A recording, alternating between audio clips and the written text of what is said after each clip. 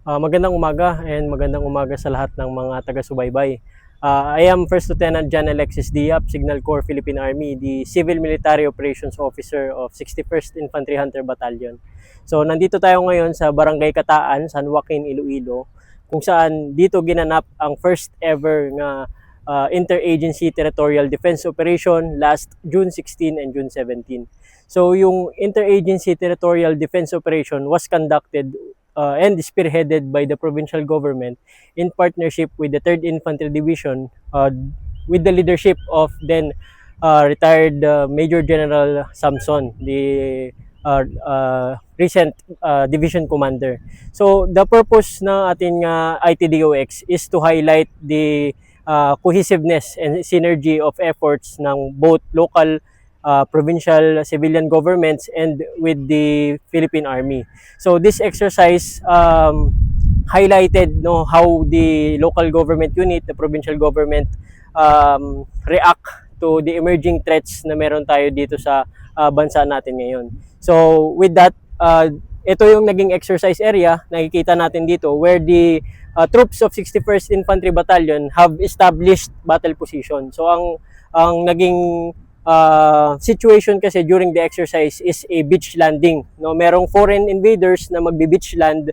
Then due to the historical reason bakit dito napili na mag-conduct ng exercise is because ito ang most southern tip or southernmost municipality of the province of Iloilo. So with the historical events noon na naging kumbaga mas prone sa beach landing ang Antique side ng ating Panay Island.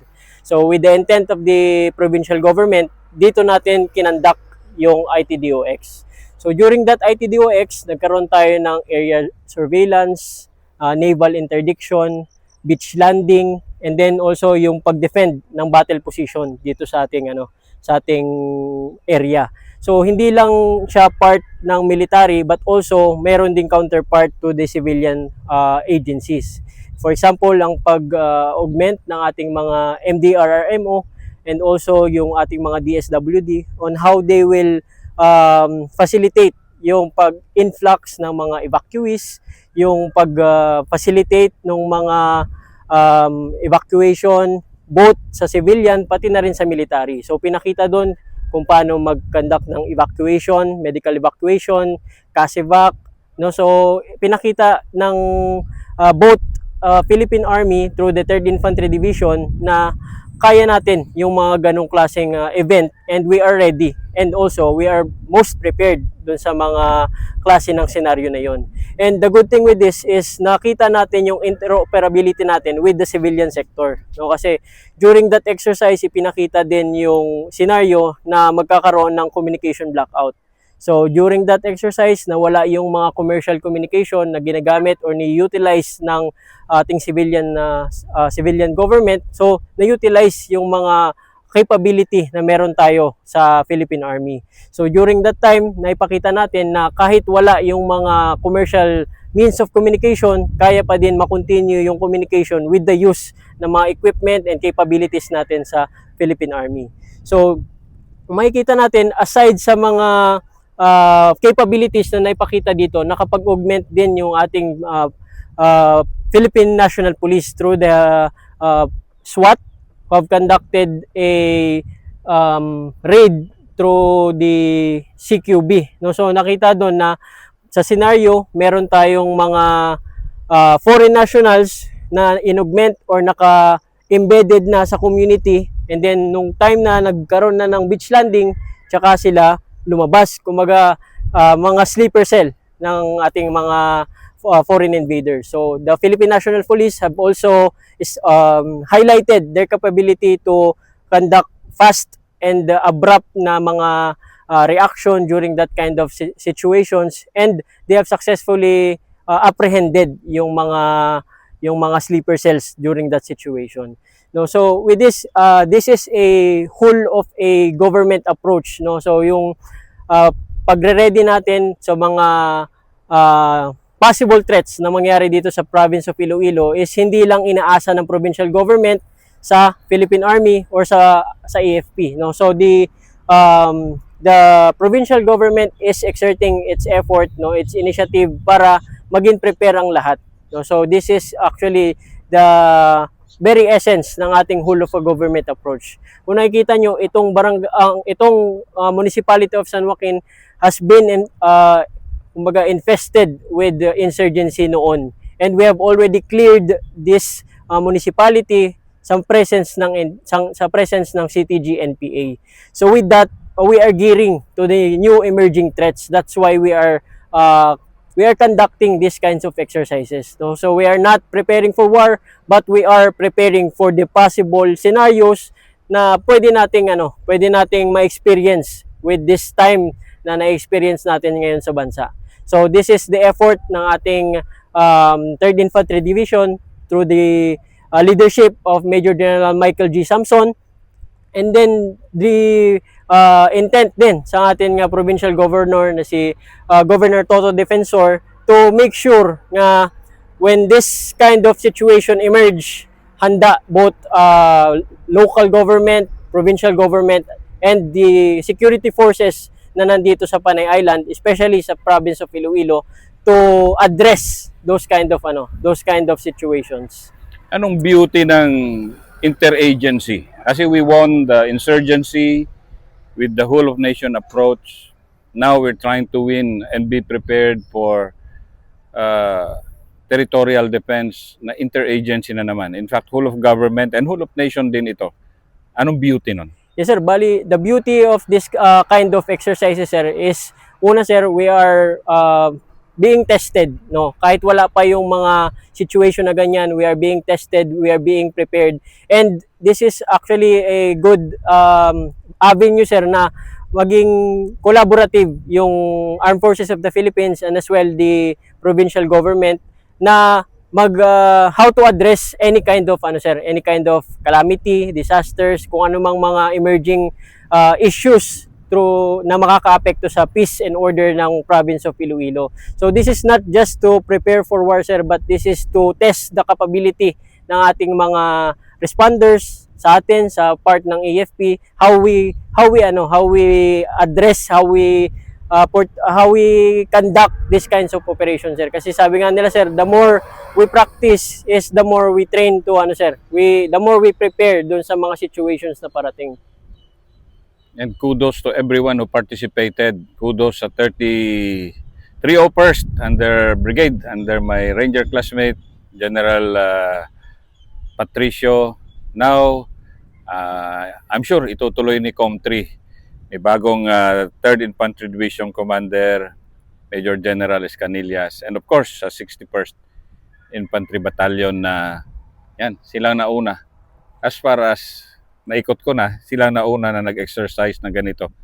Interagency Territorial Defense Operations Exercises. Yes, sir. Good job. Papakita ko yung mga video dito sa dulo nung actual na paggawa nila.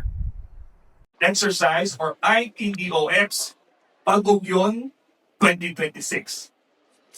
First and foremost, allow me to express my sincere gratitude to all our partner agencies and stakeholders.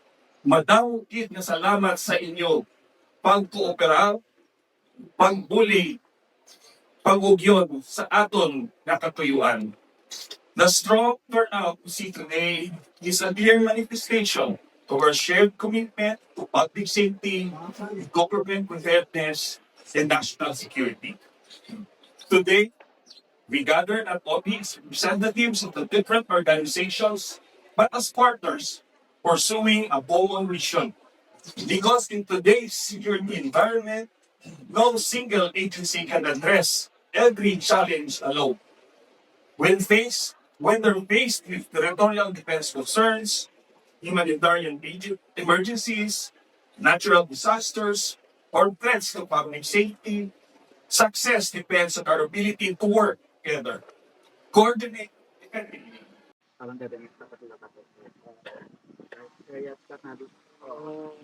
Kaya para kita naman may quantity, di ba kung gagawin ganit, may after ng putok, tapos may kanya ka ng bus, ano nang mangyayari, labas.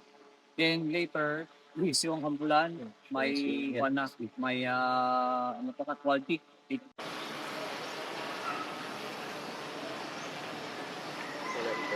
ko lang.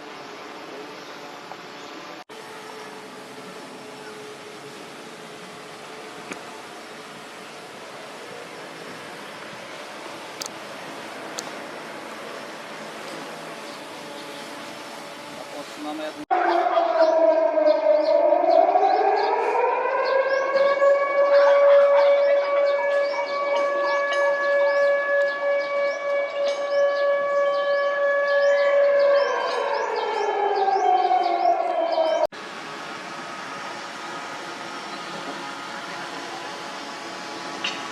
copy.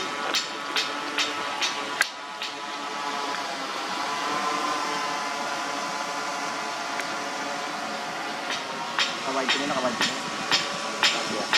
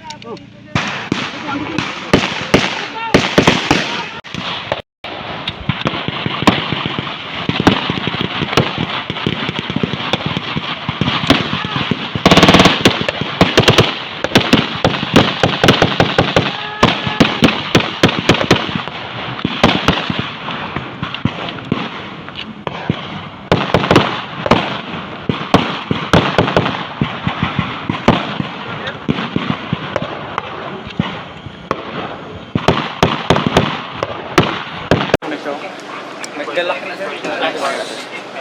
Ano pa sa ba sa gilid kamot mo sir kon? Nilak pa na sir. Balik na sir. Lapit ba boy? Balik na sir. Balik na sir. Ang sir.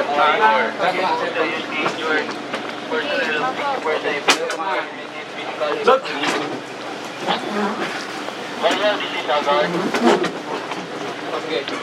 One element of Black Hawk will be will be dispatched.